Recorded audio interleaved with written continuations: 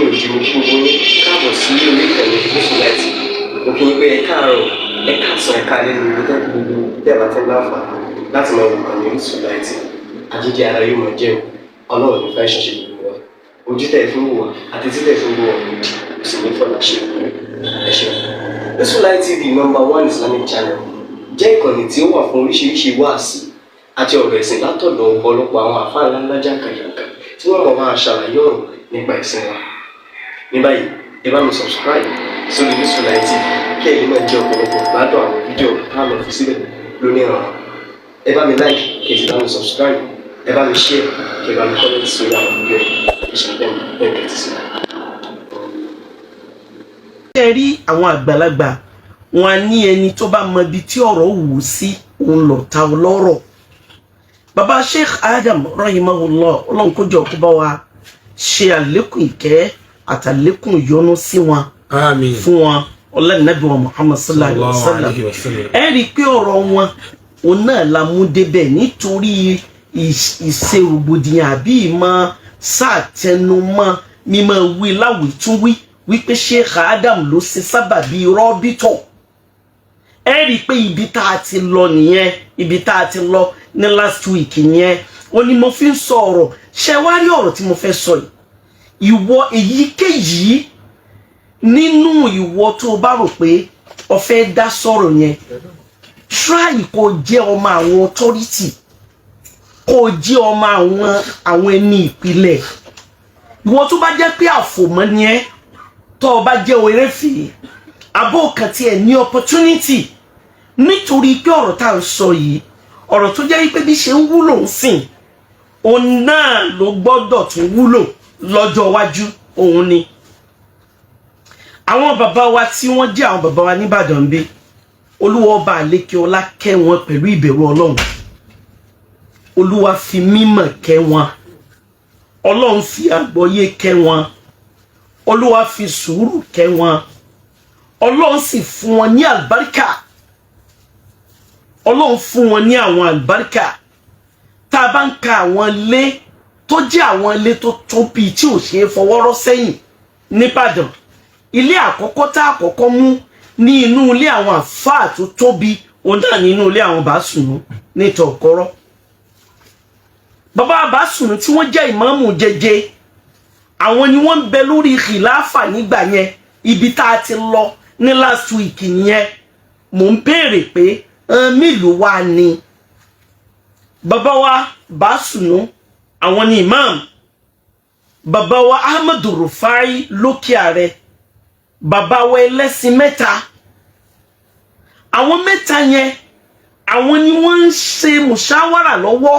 nípa àtúnṣe ẹ̀sìn, nípa ọ̀rọ̀ ẹ̀sìn ilé bàbá wa ìmáàmù ní Ìtọ̀kọ́rọ́. Nítorí pé Sheikh Adam ó ní àwọn àsìkò tí wọ́n lò ní Abẹ́òkúta tí àwọn ará Abẹ́òkúta ò gbà wọ́n láàyè dúdúró. Bákan náà ọ̀rọ̀ rọ́bítà tá à ń sọ yìí Sheikh Adam ò ṣàìṣàlàyé, wọn ṣàìbéèrè, wọn ṣàìlọ sí Ìlọrin lọ wò í pé àbí káwọn ṣètò rọ́bítọ̀. Àwọn ará Ìlọrin ọ̀gbà wọn nítorí Zokoto làwọn wà, àárín àwọn Haúsá làwọn wà. Ẹ rí i pé kò sírú ìpàdé tí wọ́n máa ń ṣe ẹ kì í rí àwọn àfáà àbí àwọn imam láti Ìlọrin níbẹ̀, wọn à ní wá. Ṣùgbọ́n nítorí pé àwọn bàbá wa nìbàdàn bí àwọn ọmọ tí jẹ́ tàn, nítorí pé ìṣẹ̀mí tiwọn ìṣẹ̀mí ìbẹ̀rù Ọlọ́run ni muamala yẹn kọjá débi pé ní àwọn ọ̀rọ̀ tó ti wáyé láàrin ara wọn tó jẹ́ àwọn ọ̀rọ̀ tí wọ́n fi ń fira wọn lẹ́mìí balẹ̀. Wọ́n wá ní àwọn ìwé òfin nínú rọ́bítọ̀. Àkọ́kọ́ náà ẹnikẹ́ni tó bá máa join rọ́bítọ̀, #1 nínú quality tá a gbọ́dọ̀ rí lára ẹ̀ òun náà ni mímọ̀. Ẹnìkan ò ní wà nínú rọ́bítọ̀ yẹn kó má jẹ́ ẹni tó ní ìmọ̀. Ẹnìkejì òun náà ni àwọn tí wọ́n jẹ́ imams tí wọ́n ń kírun jami, tí wọ́n ń kírun ìmáàmù ìlú, àwọn àfáà àgbà nílùú, àwọn oníwàásí nílùú, àwọn tó jẹ́ pé ọ̀rọ̀ tiwọn wọ́n máa fi attract àwọn èèyàn yukhrijuna an-nasa min adh-dhulumat ila an-nur ngbo Ọlọ́run ní waltakum minkum umma oni yad'una ila al-khayr wa ya'muruna bil ma'ruf oni wa yanhauna 'anil munkar fa ulaika humul muflihun. Baba Sheikh Adam wá dé àwọn èèyàn ready láti accept nítorí àwọn ìbẹ̀rù kan but àwọn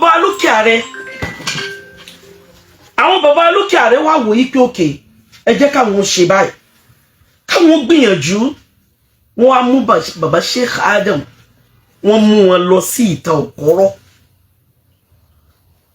ó sì ní àwọn mùṣáwárà tí wọ́n ṣe tí wọ́n fi mọ̀ọ́mọ̀ mú ara wọn lóhùn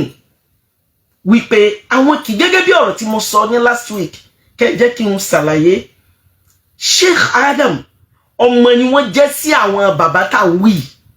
ọmọ nítorí pé nú àwọn bàbá yẹn wọ́n bí àwọn tó ju Sheikh Adam lọ ní lọ́jọ́ orí ọmọ ni wọ́n jẹ́ torí ẹ̀ ló fi jẹ́ pé Sheikh Adam nínú rọ́bítọ̀ secretary ni wọ́n akọ̀wé òun ni wọ́n nínú rọ́bítọ̀ kì í ṣe pé àbí wọ́n àwọn bàbá yẹn ń sọ̀rọ̀ ẹ̀sìn lọ́wọ́ òun ni wọ́n dé ni wọ́n bá wọn níbẹ̀ àwọn bàbá lókè ààrẹ àná mọ̀ọ́mọ́ nítorí ìfẹ́ àtàwọn bàbá alẹ́sìn mẹ́ta wọ́n ṣe yọ́lẹ̀ nínú ọ̀rọ̀ yẹn ó wá bẹ̀rẹ̀ láti pópó àbí ó bẹ̀rẹ̀ láti ìta Òkọ́rọ́ títí lọ pópó lọ sàlẹ̀ Ọ̀ṣun gbogbo ilé àwọn àgbàlagbà yẹn gbogbo ilé wọn pátá òun náà ni wọ́n ti ń mọ̀ọ́mọ̀ láti wòye pé ó dáa náà báwo ni Islam tí ó ṣe wà sábìt tí àgbọ́yé tí yóò máa bẹ òun náà ni wọ́n fi ń ṣe ìpàdé yẹn ní ọ̀dọ̀ bàbá wa níta Òkọ́rọ́ lọ́dọ̀ bàbá wa ìmáàmù jẹjẹ bí a sì ṣe ń ṣe òun náà ni wọ́n sì jọ ń sí àdéhùn pé àwọn tí àwọn jọ ń sọ lórí ọ̀rọ̀ ẹ̀sìn yìí ṣé kò ní di ọjọ́ iwájú kí ọ̀rọ̀ ó change kó máa jẹ́ pé ọ̀rọ̀ wa padà wá change pé lágbájá ló ní bàbá ní ṣe bí ọ̀rọ̀ ẹ̀sìn ni kò sẹ́nìkan tó lè claim èèyàn nítorí pọ́rọ̀ Islam ni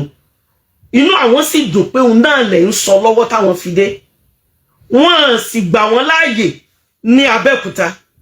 wọ́n gba bàbá láàyè ní Ìlọrin tó jẹ́ ìlú tí wọ́n ti bí wọn wọ́n gbà wọ́n láàyè ńbẹ̀ àwọn nítorí pé àwọn bàbá wa níbí wọ́n wà accommodating òní wọ́n ṣe gbà wọ́n ṣe rọ́bìtọ̀ ǹjẹ́ jẹ́ mọ̀ yìí pé àwọn ìwé òfin tí wọ́n ń lò ní rọ́bìtọ̀ bàbá mi lọ́kọ ìwé òfin yẹn bàbá wa Ahmadu Rufai ìgbà tí wọ́n tún fẹ́ mọ̀ọ́mọ̀ tún ìwé òfin yẹn ṣe ní inú rọ́bìtọ̀ yìí pé òkè o ìwé òfin yìí a fẹ́ ṣe kó fi yàtọ̀ sí ti tẹ́lẹ̀ bàbá mi ló tún kọ tí ṣe Fadilati Sheikh Abdul Karim Ahmadu Rufai ibi tí wọ́n ti wà ń ṣe ìpàdé ní Bódìjà inú ilé ibi tẹ́ ti ń ṣèpàdé yẹn ibi tí ìpàdé rọ́bìtọ̀ wà yẹn tó jẹ́ pé tẹ́ bá kúrò nínú Bódìjà ọjà tẹ́ máa fẹ́ kàn kẹ́ tó dé tẹ́ máa kàn kẹ́ tó yọ sínú UI àwọn bàbá mi ló ní ilẹ̀ yẹn àwọn aráalé Bódìjà ó ní wọ́n ní ilẹ̀ yẹn nítorí pé gbogbo ilẹ̀ Bódìjà yẹn pátá àwọn aràn mi ló ní títí di sìn ilẹ̀ wa sì ṣẹ́kù lẹ́yìn ibi tí wọ́n kọ́ àyè tí àwọn àfáà jókòó sí ní rọ́bìtọ̀ yẹn gbogbo béèyàn bá máa sọ̀rọ̀ ká máa sọ̀rọ̀ ní ìsọ tí ó máa wà neutral inú ilé ayé tá wà yìí a wà ń bẹ̀ gbogbo ń kírun alhamdulillah ìpolówó sì máa ṣe àwọn kan gbogbo àwọn àfáà yìí náà wọ́n sọ àwọn ọmọ wọn di àfáà nítorí ìgbà tí wọ́n bá sí ń bẹ̀ mọ́ ni òun ló jẹ́ ń wílẹ̀ kan pé wọ́n zikirun zuqatul ulama ibaki ìmọ̀ràn àbí ìrántí àwọn àfáà ó máa ṣẹ́kù nítorí ìpele àfáà kì í tán wọn kì í tán lé àwọn àfáà torí pé táwọn tó bí wọn bá kúrò àwọn kan náà tún máa bẹ́nu lé wọn tí wọ́n máa represent wọn níbẹ̀ látara bẹ́ẹ̀ gbogbo nkíhun tá a bá fẹ́ sọ nípa ọ̀rọ̀ ẹ̀sìn ìgbà tí àwọn tí wọ́n ṣáájú yẹn ìwọ̀nba wá làwọn àgbàlagbà yẹn dá sí mọ́ ibi mọ́ ń lọ nìyẹn àwọn àgbàlagbà yẹn ìwọ̀nba ni wọ́n dá sí mọ́ àwọn tí wọ́n jókòó tí wọ́n ṣe ìpàdé yẹn jùlọ Sheikh Adam bàbá wa tí wọ́n jẹ́ àfàgbà bàbá wa ní Madul Arabi bàbá wa Abdulsalam wọ́n yàtọ̀ sí Sheikh Murtada Abdulsalam àwọn bàbá méjèèjì tá wí ìyá kan náà bàbá kan náà ló bí wọn onímímọ̀ tó fojú hàn ni wọn ẹni ìpìlẹ̀ ni wọn nítorí pé àwọn àsìkò kan bẹ tí àwọn ọ̀rọ̀ kan ti go viral ní afẹ́fẹ́ tí wọ́n sọ pé lágbájá Sheikh Adam lọ ibi báyìí Sheikh Adam lọ dálẹ̀ ibi báyìí kálukú dálé ẹ̀kọ́ ẹ̀ lẹ̀ bàbá Sheikh Adam kan máa béèrè pé kí ni development nípa ilé ẹ̀kọ́ òní wọ́n wà máa sọ fún wọn wọ́n sì máa bi wọ́n léèrè pé ọ̀rọ̀ tán jọ ń sọ yìí ṣé kò ní di ọjọ́ iwájú kọ́rọ̀ ni ó change pé bóyá àbí ẹ̀yin ni tí wọ́n jọ wí láàrin àwọn pé rárá o àwọn ń sọ nítorí ọ̀rọ̀ ẹ̀sìn ni ẹnìkan ò gbọ́dọ̀ máa lo ìsẹ̀mí nísẹ̀mí tó fi máa rò pé authority ni ẹ opportunity ni wọ́n ní ò kì í ṣe authority àwọn authority ni àwọn ọmọ tí àwọn ẹni ìpìlẹ̀ bí tó jẹ́ pé nínú ilé wọn wọ́n maintain ẹ̀sìn ní ìdí tó ju Islam lọ níbẹ̀ tó jẹ́ pé tá a bá ń kà wọ́n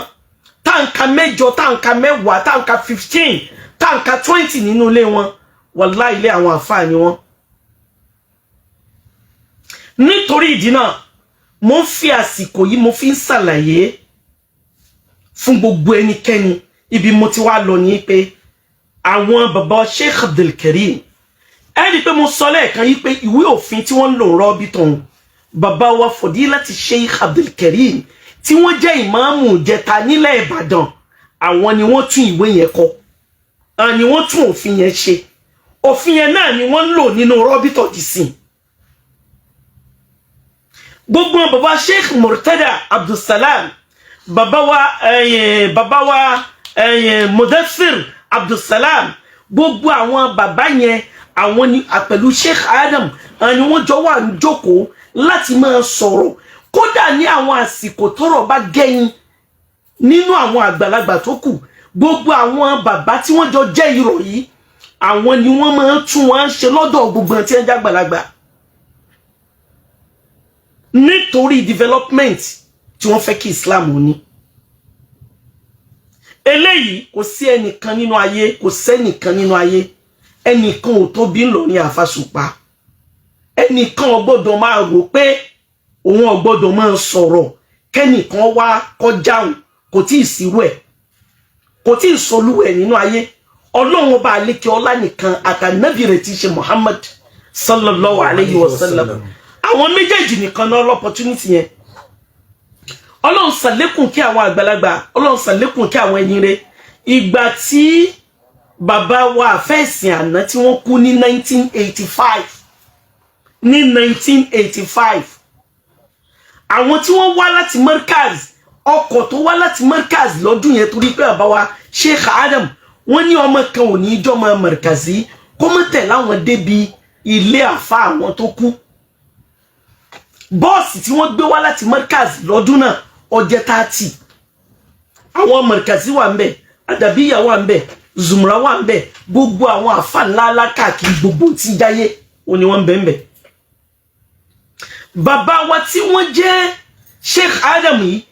ni wọ́n conduct program níjọ́ yẹn ṣe nǹkan mo sọ́ọ̀sìn wípé àfa àwọn ni wọ́n wà ń ṣàlàyé iye quality kọ̀ọ̀kan àwọn qualities tí àwọn inú ilé kọ̀ọ̀kan ní nìbàdàn wọn a máa mú àwọn sífà wá tá a bá ní ká sọ nípa ìmọ̀ fùrúà nípa ìmọ̀ ẹ̀sìn wàláì kò sí bí wọ́n fi máa tì sí ìsàlẹ̀ Ọ̀ṣun lọ́dọ̀ àwọn bàbá wa Murtada Abdulsalam tá a bá ní ká sọ nípa náhù nípa ipe kéèyàn mọ̀ nípa lógà wọn à ní fi tì í bì kankan ìsàlẹ̀ Ọ̀ṣun náà tún ni sódì méjì tá a bá ní ká sọ nípa tàfíìz kọ́mọ ó lè ní opportunity láti hafazọ alukur'an kò dé hafiz kò dé hafizọ wàláì ìsàlẹ̀ Ọ̀ṣun ni wọn a máa ṣàlàyé ọjọ́ yẹn baba Sheikh Adam wọ́n wá ń ṣàlàyé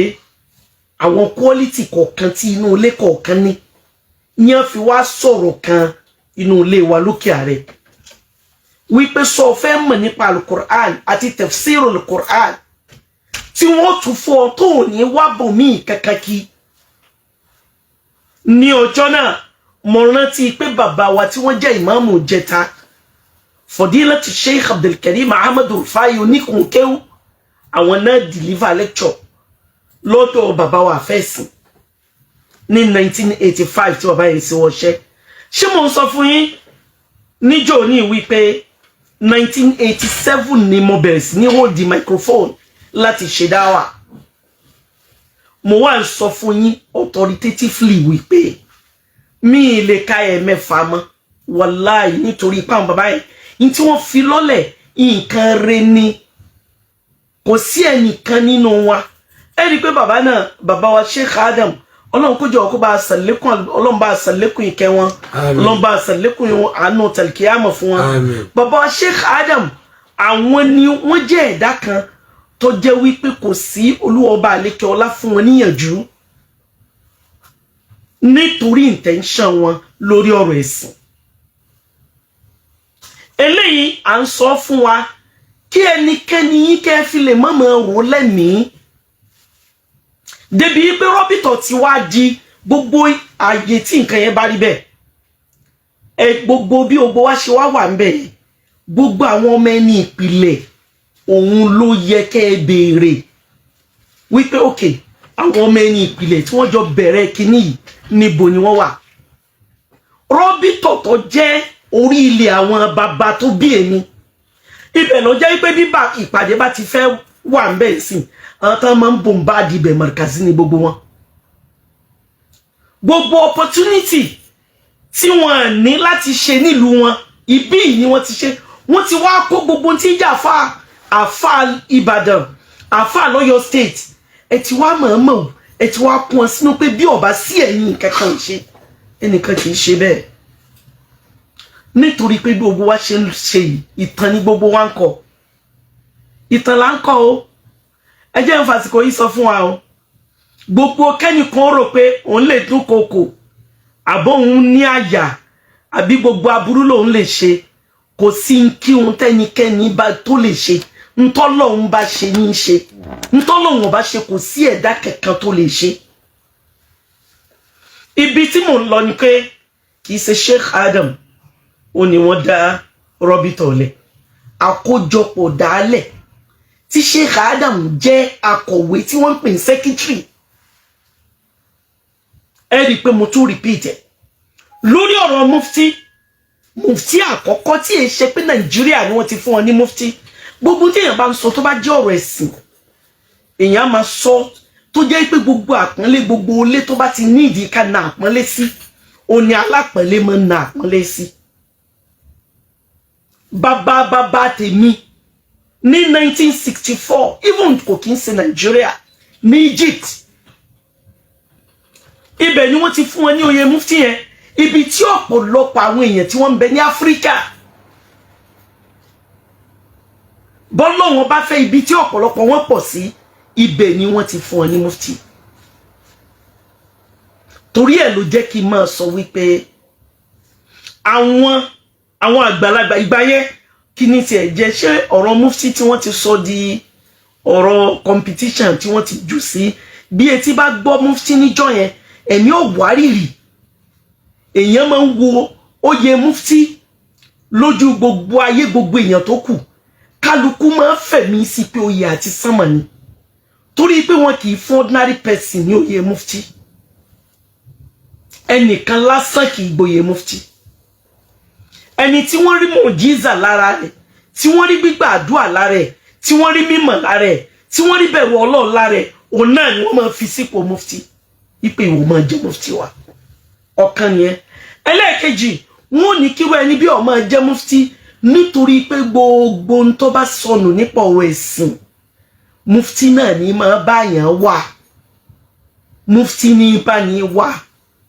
bàbá tèmi òun náà ni mufti àkọ́kọ́ àwọn èèyàn wà ń bi mí léèrè lọ́sàn ilẹ̀ nìkan béèrè pé Alájà Kaolat a gbọ́ pé àwọn bàbá yín ni wọ́n ní ilẹ̀ Bódìjà yẹn báwo gan ló ṣe jẹ́ ṣé wọ́n bu wọn nílẹ̀ yẹn ni àbí wọ́n ralẹ̀ yẹn lọ wọn initially ní bẹ̀rẹ̀ bàbá wa Ahmadu Rufai gbogbo àwọn tí wọ́n bí nílé Bódìjà wọ́n yọ̀ǹda alẹ̀ Rọ́bítà yẹn fún